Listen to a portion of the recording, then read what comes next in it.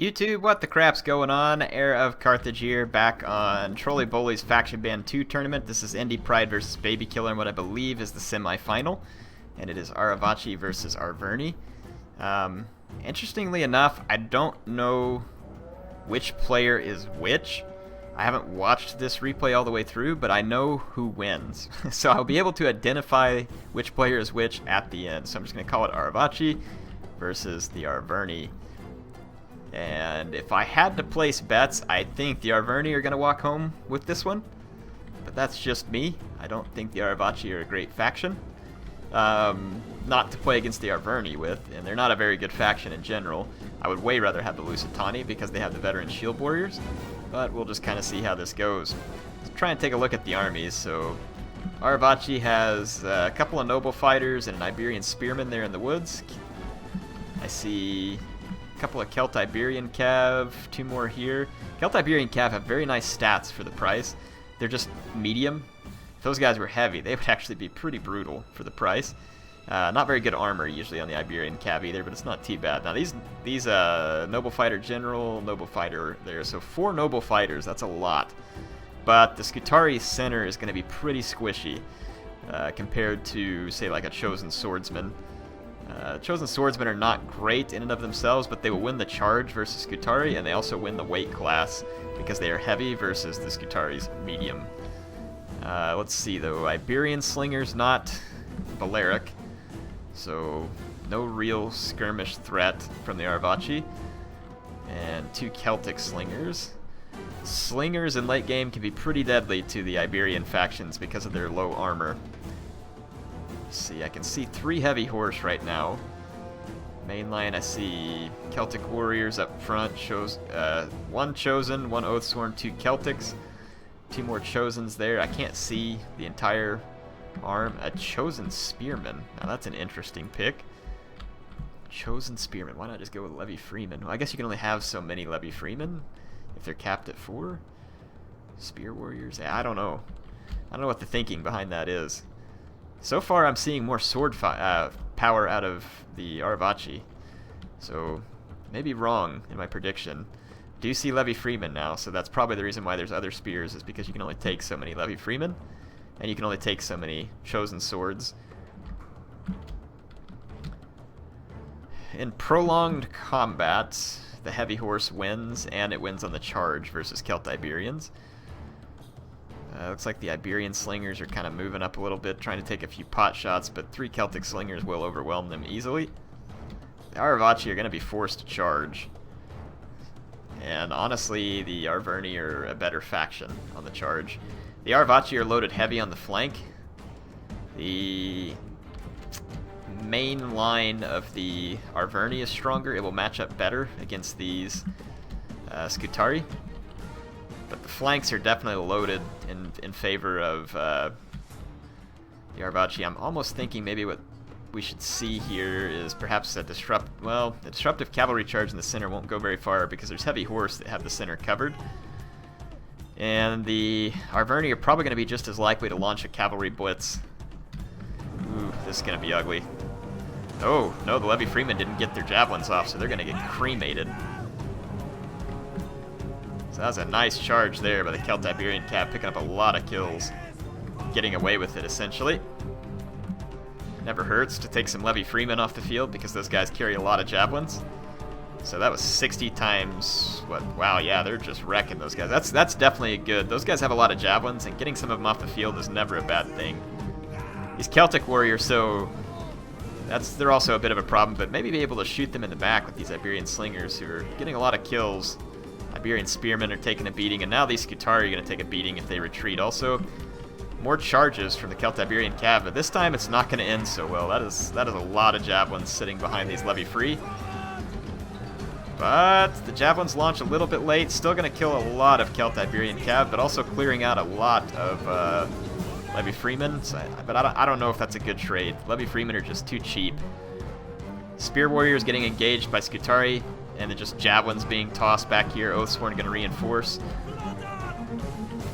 This is going to be a problem. The Noble Fighters are about to get charged, but the Iberian Spear is doing a great job of intercepting there.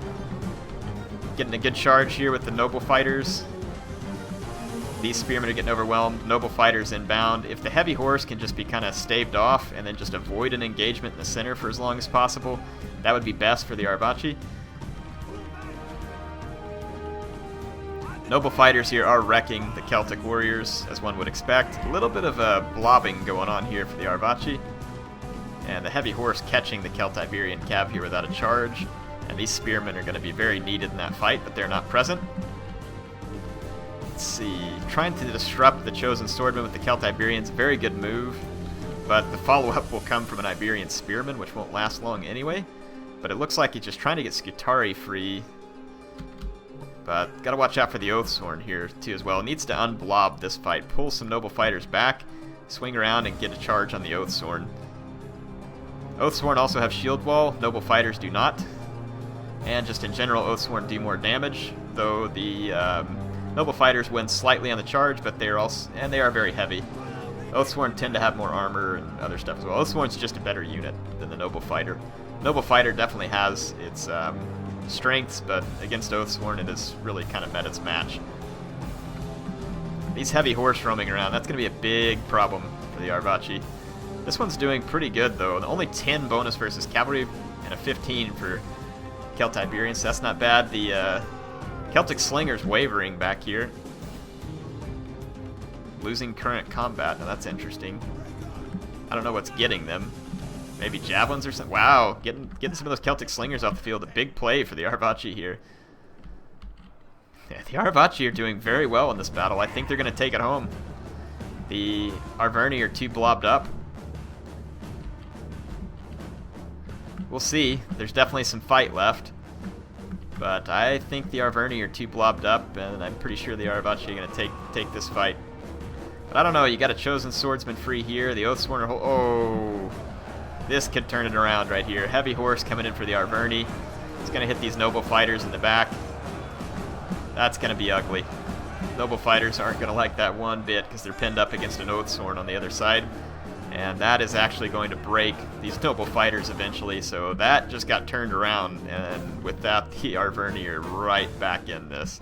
I thought it looked ugly for the Arverni, but when I saw that rear charge coming, that changes that whole flank. This flank is going not bad for the Arvaci, and this Oathsworn is double-teamed by noble fighters now, which is good, but there is heavy horse around. Yep, and it's going to get free, and it's going to cause problems. And with no cavalry to speak of, just a little bit over here, this guy's going to be in trouble. More heavy horse charges due to come. Yeah, these noble fighters are just going to get charged into an oblivion. Heavy cavalry into the back is definitely more than any unit can take for that long, pinned up against such a good anvil here, which is the heavy Oathsworn.